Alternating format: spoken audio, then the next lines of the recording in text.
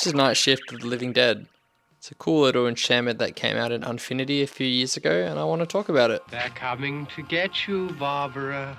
This is Night of the Living Dead, king of the low-budget zombie films, which is filled with your predictable cliches and outdated gender norms, is extremely important in the world of popular culture for one reason. This film popularized the modern portrayal of zombies, depicting them as the unintelligent, flesh-eating mouth breathers that you're pretty familiar with today.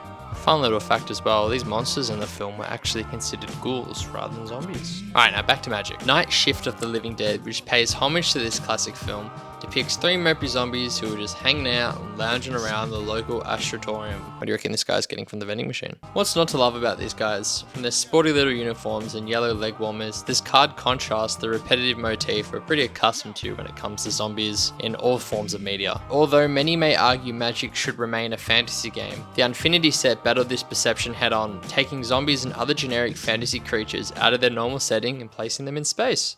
And why does nobody know about this card?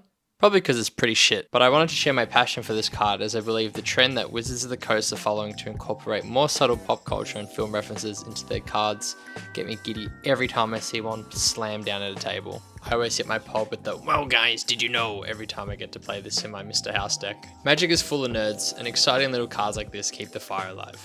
Blending the joys of Magic with popular culture also keep the game flavorful and unique. I also think this was something that was really well explored in Thunder Junction. There are heaps of funny cards in there, not everything pop culture references, but you know, like Roadrunner, stuff, funny names like Lone Shark, I think there's like a Sharknado card.